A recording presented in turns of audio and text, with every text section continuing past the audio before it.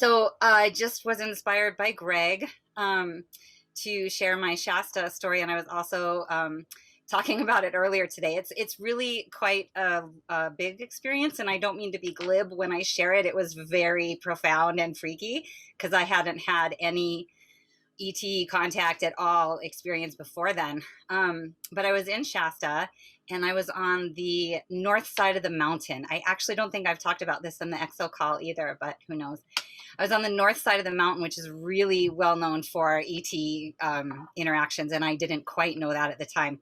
And I was house sitting, and these people had this gorgeous view of the mountain, and I just never moved off the couch. It was fabulous couple of weeks.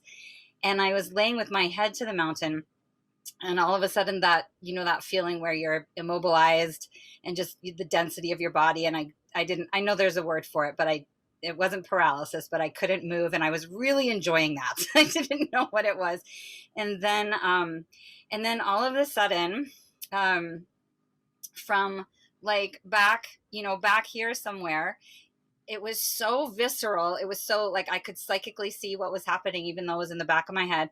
So this like rectangular, like kind of oblong geometry shaft like came like my brain opened, and this shaft opened into my brain, like went right in the center. And I'm just sort of watching this fascinating, how was I possibly watching it? And the shaft went in and opened, so there was access right into my brain. And I did not know what was going on at the time, but I'm pretty sure that an implant was being removed that was right somewhere in, very close to my pineal gland. And and so so I didn't know what was going on. And in hindsight, it took me about a week to recover from being really blown out by this experience. And in hindsight, I know that it was an Arcturian intervention removing an implant from my brain.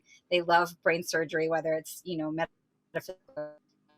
Anyway, I work really closely with the Arcturians. I trust them implicitly. And so that happens. And then I think it was 2 or 3 days later, I was just in the bathroom, just doing what you do in a bathroom. And I don't mean to be graphic, but I'm sitting there on the toilet, and I hear a metal chink fall in the toilet. And there was nothing that it could have been except for that. And I have to say, I was so freaked out. I didn't look, but I know for sure that there was some kind of process of, not that something would be a heavy metal, but I know what happens. It's one of those things where I can't really explain it, and I can't really tell you for sure that some sort of technology was processed through my body, but it was a whole experience. And really, I've only understood it in the past, and so, or in hindsight. So that was really far out experience.